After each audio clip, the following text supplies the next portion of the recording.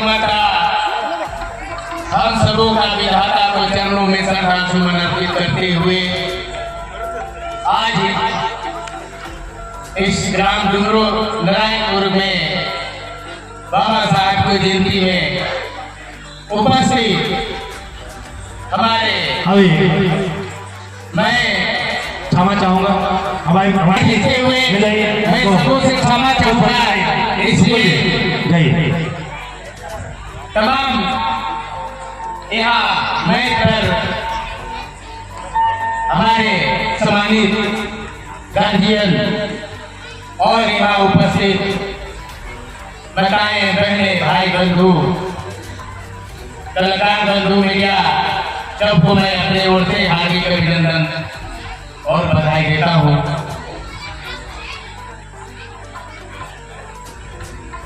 हमारे परमाननीय पूर्व मंत्री मिश्र जी को आना था, लेकिन कोई कारणवश नहीं, तबियत खराब रास्ता में से ही घूम गए हैं, ये सच्चाई बात है। लेकिन उनके प्रतिनिधि के रूप में हम लोग यहाँ हमारे तमाम मैच पर उपस्थित उनके कार्यकर्ता उपस्थित हैं। ज्यादा नहीं करते हुए यहाँ अच्छे वार्ता लोग और हमारे लोग बड़े भैया आदरणीय हम सबों का गार्जियन परमादरणीय रघुराई राम जी, नाम तो मैं सबको जानता हूँ, लेकिन आपकी हमरे है कि मंत्री जी के नहीं आने का कारण मैं 4 लंग अभी हमको राखी भी मैं बोला था और आज भी मैं हृदय से मैं स्वागत करता हूँ कि हमारे बीच अभी आप लोगों को गाना के माध्यम से, बात के माध्यम से, बाबा साहेब की जीवनी के माध्यम से आप लोगों को जो भी हमारे आदरणीय ग्राम प्रखंड के प्रमुख जो सुनाने और समझाने का, जनाने का, बात रखने का काम किए हैं, इसलिए मैं इनको पुनः धन्यवाद देना चाहता हूँ। और धन है इनके माता, धन है इनके पिता जो ऐसे बेटी को जो जन्म दिया है, जो समाज के बारे में लड़ती रहती है। और हम चाहेंगे यहाँ हमारे माताएं बहनें बैठी हुई है, हमारे बाबा साहेब की जीवनी के बारे में परमादरणीय पूरा नहीं मानेंगे, थोड़ा मेरा बात मैं थोड़ा कहता हूँ भाई। हमारे परमादरणीय राम श्री राम जी भी हमारे बाबा साहब को जीवनी सुनाते सुनाते इस दुनिया से चले गए। बहन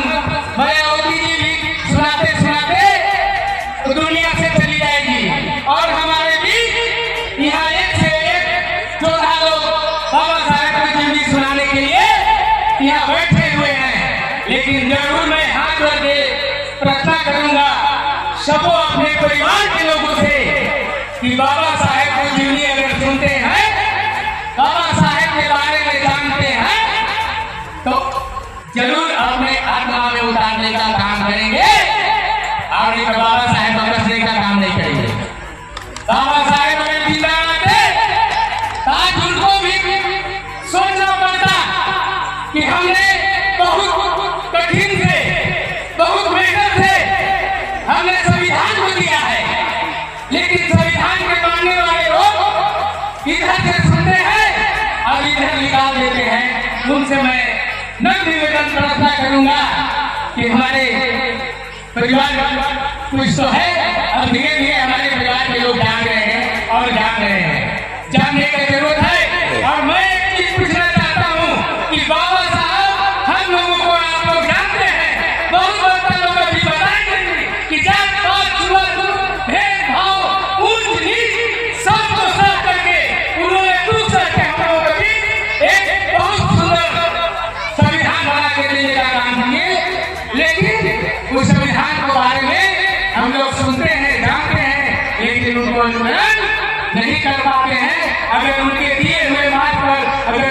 4 आगे हम लोग चलने का काम करेंगे तो हमारा समाज का उत्थान होगा और विकास होगा। मैं एक बार बार मैं चिड़िया गया था, समय तो मेरा बीत ही रहा है, लेकिन जरूर आप लोग एक दो बात जरूर सुनिए कि पूर्वक आदमी के मैं चिड़िया गया था,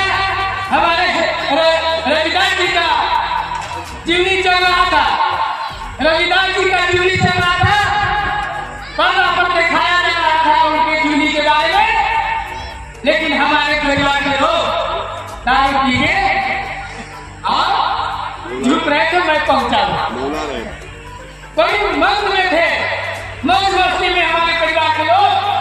हमारा जब बात आया बात तो बड़ा दुख लग गया था, हम बोले कि भाई चल रहा है रविदास जी की जीवनी और आप लोग दारू पी करके यहाँ झूम रहे हैं, बाबा साहेब के बारे में यहाँ आए हुए हैं जीवनी सुनने, हमारे परिवार का एक चीज जरूर मैं बताऊंगा कि गरीबी का कारण है, अगर बेरोजगारी का कारण है, आज हम पीछे जा रहे हैं तो सबसे बड़ी चीज है दारू। दारू हम लोगों को कंट्रोल करना होगा, या आप कमाते हैं या नहीं कमाते हैं, लेकिन दिन भर में एक बोतल दारू पीते हैं, और अगर वैसे लोग हैं कि चावल गेहूं सब से पी जाते हैं। इसलिए मैं उन लोगों से प्रश्न करूंगा कि बाबा साहब दारू नहीं पीते थे, बाबा साहब बता के गए हैं कि दारू नहीं पिया है, हम लोगों को दारू हमारे लिए बहुत बड़ा पीछे है, बहुत बड़ा कैंसर रोगी है। एक चीज मैं कम समय में बता के मैं जाना चाहता हूँ, ये हमारे बहुत गार्जियन बैठे हुए हैं हमारे परिवार में, तिलक प्रथा जो है कैंसर रोगी बना हुआ है, हम करेंगे हमारे लोग यहाँ नौकरी करने वाले भी हैं, बेरोजगार लोग भी हैं, लेकिन तिलक प्रथा हमारे गरीब दलित हरिजन आदिवासी पिछड़ी के लिए नहीं था। अगर तिलक प्रथा था तो राजा महाराजा के लिए था, लेकिन हमारे अच्छे बेटी, हमारे अच्छे पढ़ाई लिखाई अच्छी सुंदर भी है, लेकिन तिलक प्रथा के चलते अच्छे घर में हमारी बेटी को शादी, अच्छा बेटी को शादी नहीं हो रहा है। इस पर हमारे परिवार के लोग ध्यान देने का काम करेंगे, आवाज उठाने वाले यहाँ पर कोई नहीं आएगा, तिलक प्रथा के विरोध करने वाले हम ही आपके जैसा सारे लोग तिलक प्रथा के विरोध करें, तब हमारे बाबा साहब को समता हुआ समाज बनाने का जो सपना था वो साकार होगा। इसलिए बोलना तो था ही, मैं कुछ बोलता हूँ, पहले मैंने सीख रहा हूँ, मैं क्षमा चाहते हुए आप लोगों से नम्र निवेदन है कि आप लोग जानते हैं अभी बहुत वक्त लोग बताएंगे कि बाबा साहब 4 बेटा को, अपने परिवार को, सबको खो करके हम लोगों को संविधान दिए हैं। आज आपका बेटा को अगर हम भर फरोज लग जाएगा, अभी अगर खबर आएगा कि आपका बेटा गिर गया, चोट लग गया कमर में, या बाबा साहब को जेल में आप लोग नहीं कहिएगा, दौड़ के चले जाइएगा, आई हो बेटा, हमारे बेटा के फरोज आ गया। लेकिन बाबा साहब को बेटा चर्चा को चले गए, एक बेटा को मरे इंतजार नहीं किया, उन्होंने सपना सोचा था कि एक बेटा मरेगा, एक बेटा के बचाने के चक्कर में लाखों करोड़ों बेटा मर जाएगा। इसलिए अगर जिंदगी के बारे में हम हमारे वक्ता लोग कुछ कहते हैं तो उनको आत्मा में उतार करके आवाज संकल्प लेके जाएगा कि दारू भी कम कीजिएगा और तिलक प्रथा के भी विरोध कीजिएगा। मैं ज्यादा नहीं कहते हुए अपने वाणी को विराम देते हुए जय झारखंड, जय हिंद, जय बाबा साहब।